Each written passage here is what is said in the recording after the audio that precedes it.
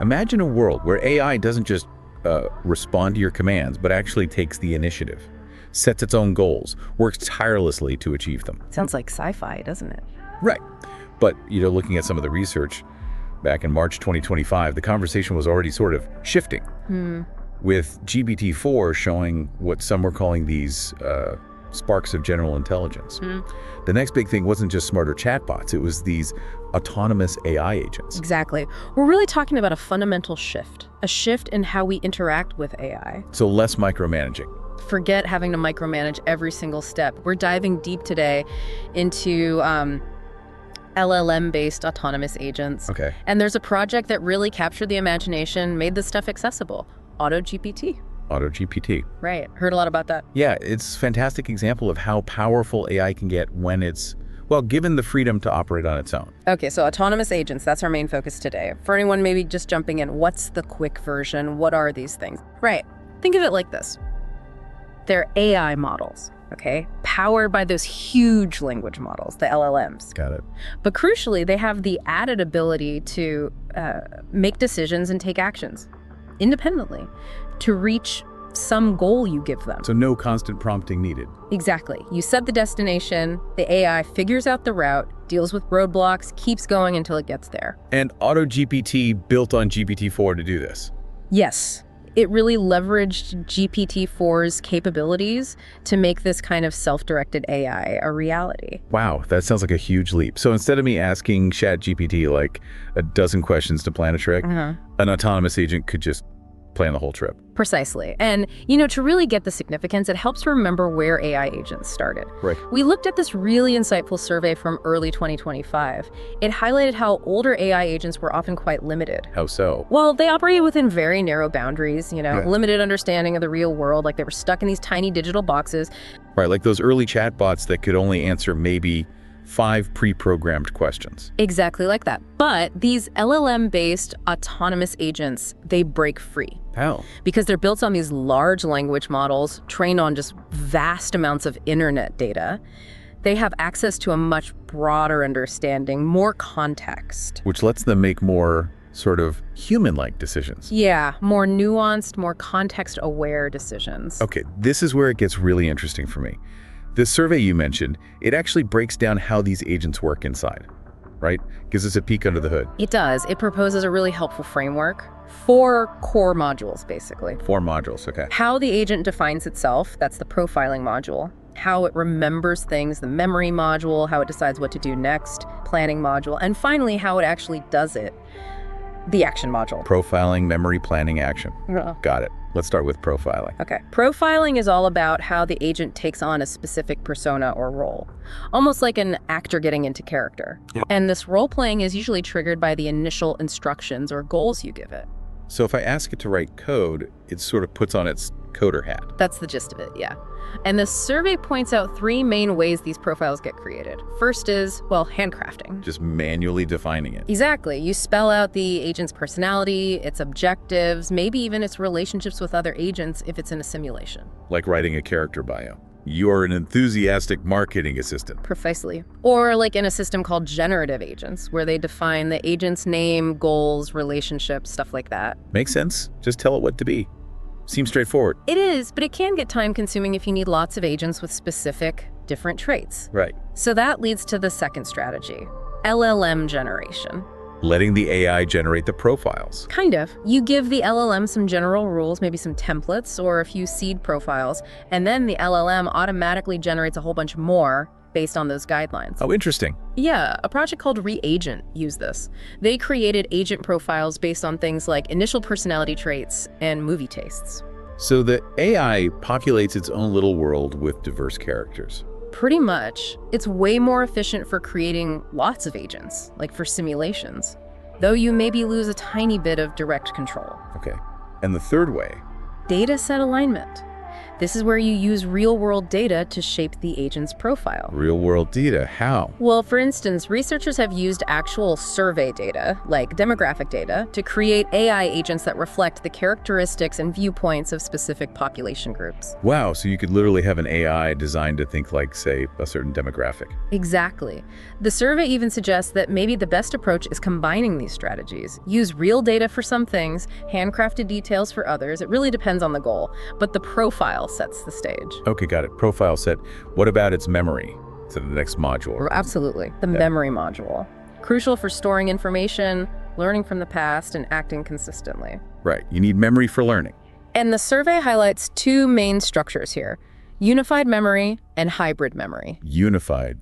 Sounds like it's all in one spot. Yeah, essentially. Unified memory simulates short-term memory directly within the prompts it sends to the LLM. Within the prompt itself. Right. It's like the AI constantly refreshes its immediate awareness. So a chatbot might keep track of the current conversation turn by turn in the prompt, or an agent planning actions might use a sort of digital map of its immediate surroundings as its memory. Like a mental scratch pad it keeps rewriting. Exactly like that. It's very immediate, keeps it focused, but the big drawback is the LLM's context window. The limit on how much information you can feed it at once. Right. That limits how much it can realistically remember just using the prompt. Makes sense. You can't fit its entire life history in one prompt. So, hybrid memory, how does that work? Hybrid memory, well, it combines short-term and long-term memory, more explicitly. A bit more like our brains, actually. Short-term and long-term. Okay. Short-term holds recent stuff, relevant info. Long-term is like a permanent archive for important knowledge experiences. Those generative agents we mentioned, they used this. How do they implement it? They had a short-term memory stream for immediate interactions and then a separate long-term memory. It stored significant past events, observations, things it could retrieve later if they became relevant. So a temporary workspace and a permanent library. You got it. And to manage that long-term library, many systems use something called a vector database, like Agent Sims did. Vector database. Sounds technical. It's basically a smart way to organize memories. They're stored not just as text, but as numerical representations that capture their meaning. Meaning. Yeah, so the agent can quickly find memories that are conceptually similar to its current situation, even if the words aren't exactly the same. Very powerful for recall. Okay, cool. So profile, memory. Now, how does it actually figure out what to do? That's planning, right? You're nailing it. Yes, the planning module. This is where the agent maps out its future actions. The survey contrasts two main ways it does this: single path and multi-path reasoning. Single path. Sounds like a straight line. Pretty much. Single path reasoning develops a linear sequence of steps. A leads to B leads to C. Okay. A common technique is chain of thought prompting. You sort of nudge the LLM to explain its reasoning step by step. Guiding it towards the answer. Exactly. And zero-shot K2 is even simpler. Just tell the model, think step by step. No examples needed. So very structured. What about multipath? Sounds more flexible. It is.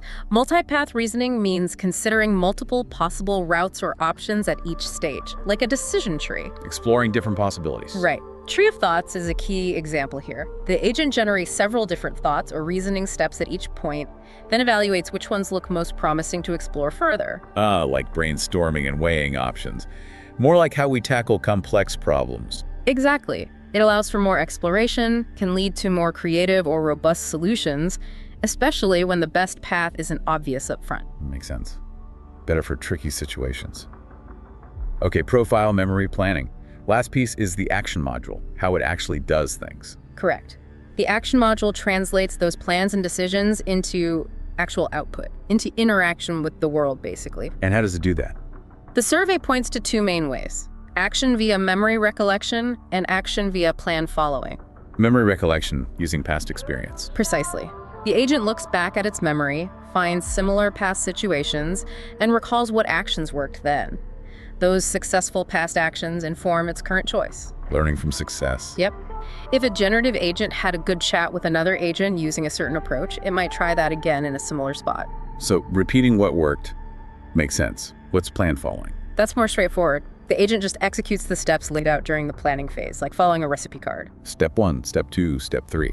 Exactly. Systems like DEPS or GITM often work this way. Generate a detailed plan, then execute it systematically. Seems direct, but maybe less flexible if something unexpected pops up. That's a fair point. Both methods have their pros and cons, really depends on the task and the environment. Okay, that framework profiling, memory, planning, action give us a really solid picture of how these agents are built. Now let's bring it back to AutoGPT, the one that got everyone talking. What is it, practically speaking? Right. Well, according to its creators on their GitHub page, AutoGPT is really about making AI tools accessible for everyone to use and build on. Accessible AI. Okay. And the core idea is right there in the name. It's designed as a fully autonomous agent. Fully autonomous. That's the key phrase, isn't it? Absolutely. Its basic operation is you give it one or more high-level goals. Just the big picture goal. Right. Then it takes over. Okay. It breaks that goal down into smaller, manageable tasks, executes them one by one, learns from the results, and keeps cycling through until it thinks the original goal is done. And it does this without me needing to constantly give instructions. That's the critical part. No step-by-step hand-holding required. So I could theoretically say, research competitors for my new online bookstore, and it would just go do it. Find websites, analyze features, maybe summarize findings. That's the ambition. That's the level of independence it aims for. And the creators really stress that their goal is to provide these tools so users can focus on what matters, the big picture, not the nitty-gritty execution. And it's open source, right? Yes, absolutely. Freely available on GitHub for anyone to use, look at the code, even help improve it. That open source aspect really feels like it lowers the barrier, making it seem like, creating these self-operating AI agents is actually becoming easier and more feasible for more people, especially now in 2025. Totally agree. And if we overlay AutoGPT onto that 4-module framework, profiling, memory, planning, action. Yeah, we can see how it generally works. You set the goal, right? The agent implicitly figures out its profile based on that task. Maybe it needs to be a researcher or a coder. Then it starts planning, formulating a high-level strategy. So goal setting hits profiling and initial planning. Then what? Then comes task decomposition. That big goal gets broken down into smaller, concrete subtasks. Using those planning strategies we talked about, maybe linear, maybe multipath, depending on complexity. Smaller, actionable steps. Got it. Then, once it has these subtasks, it hits its memory. It retrieves relevant info, recent actions, past experiences, successful strategies for similar tasks it might have done before. It's learning and building on its own history. Exactly. Then, based on the current subtask and retrieved memory, it moves to action selection and execution. It picks an action, carries it out. And this could be anything, like browsing the web, writing code, using an API. Potentially, yes. Our sources don't list AutoGPT's specific tools today because it evolves, but generally these agents can interact with software, APIs, websites. Okay, so it takes an action. Then it observes the result. Did it work? Any errors? New info gained? This feeds into observation and memory update. The results get stored back into memory. Closing the loop, act, observe, learn. Yes, which leads to the final bit of the cycle, reflection and replanning. It looks at its progress, asks, am I getting closer to the goal? Adjusts the plan based on the new info in its memory. And this whole cycle just repeats. Automatically. Honestly repeats, yes, until the agent decides the original goal is met. It's kind of mind-bending. All that complexity running automatically from just one high-level instruction really shows how AutoGPT tries to handle the messy details for you. Absolutely. And while our specific snippets didn't give tons of concrete AutoGPT use cases, that broader survey on LLM agents gives a great sense of where this is heading in 2025. Like what kind of areas? Well, software development is a big one. Agents potentially helping write code, run tests, find bugs, like in those research projects, ChatDev and MetaGPT. So the idea of an AI coding partner isn't so far-fetched anymore. Less and less. Also, research assistants. Imagine an agent sifting through mountains of papers or analyzing data for you. That would be incredible. Content creation too, Wow. generating text, summaries, and just broadly task automation across tons of industries. Yeah, that connects to that other article we saw about AI and task automation boosting efficiency, handling data entry, compliance checks, streamlining workflows. Exactly. That article highlighted the trend, even if it wasn't just about autonomous agents. AutoGPT and its kind are like the next level of that more self-directed automation. And that core idea of AutoGPT making it easier and more powerful to create these agents in 2025 fits right into this bigger picture. This is all super exciting, but I bet some listeners are still thinking, okay, but how is this really different from ChatGPT? Can we clarify that? Yeah, that's a really common and important question. Let's break it down. ChatGPT is, first and foremost, a conversational AI. Built for chatting. Right. It's amazing at generating human-like text, answering questions, having dialogues based on your prompts. But it generally works turn by turn. You prompt, it responds. You need to prompt again to keep it going or guide it. So I'm always in the driver's seat, giving the next instruction. Pretty much. It relies on that continuous human input.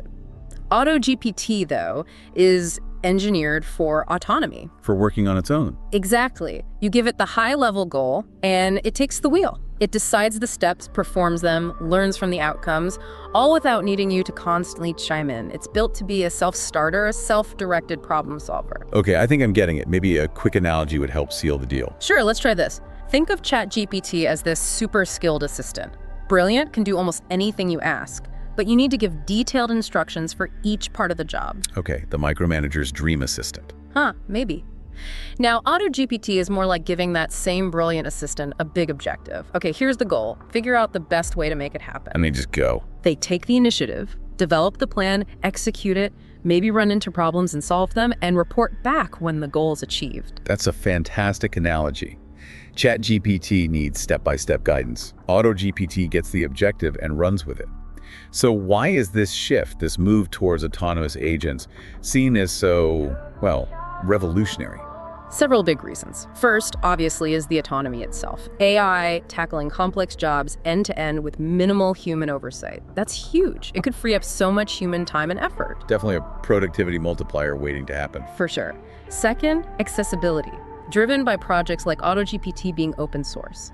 It puts these powerful tools into more hands, not just big labs or companies. It democratizes advanced AI. Spreading the power around. Exactly. Third, efficiency. We touched on this with the task automation article. Think of the time savings if AI can handle not just simple tasks, but complex multi-step projects autonomously. The potential boost is massive. Which ultimately leads to what? Human empowerment. That's the idea. Offload the operational grind to AI, freeing us humans up for more strategic thinking, creativity, innovation. The stuff AI isn't doing yet. Makes sense. And maybe the most profound point. This move towards autonomy, seen in agents like AutoGPT, feels like a really significant step towards, well, artificial general intelligence, AGI. The ultimate goal for some in AI research. Right, like that Inc. 42 article hinted with the sparks in GPT-4, this autonomous capability is a key marker of progress in that direction. So we're moving from AI that mostly reacts to AI that proactively pursues goals. That really is a different paradigm. It really is. Yeah. So just to wrap things up a bit, AutoGPT and these LLM-based autonomous agents, they represent a genuine evolution. We're moving beyond simple prompt and response towards AI systems that can genuinely solve problems and complete tasks on their own. Self-directed AI. Exactly. And the fact that creating these agents is getting easier and more powerful, especially looking at 2025, means these advanced capabilities are becoming much more accessible than ever before. It really does make you stop and think, doesn't it? Just imagine being able to delegate not just single tasks, but whole projects to an AI agent. Yeah. How might that change your job, your hobbies, how society works? Yeah. What new possibilities open up when AI gains this level of autonomy? It's definitely something to chew on. And if this deep dive has sparked your interest, definitely check out the open source AutoGPT project. Look into the research on LLM agents. It's a space that's moving incredibly fast. Absolutely. The potential is just immense, and we're probably only seeing the very beginning.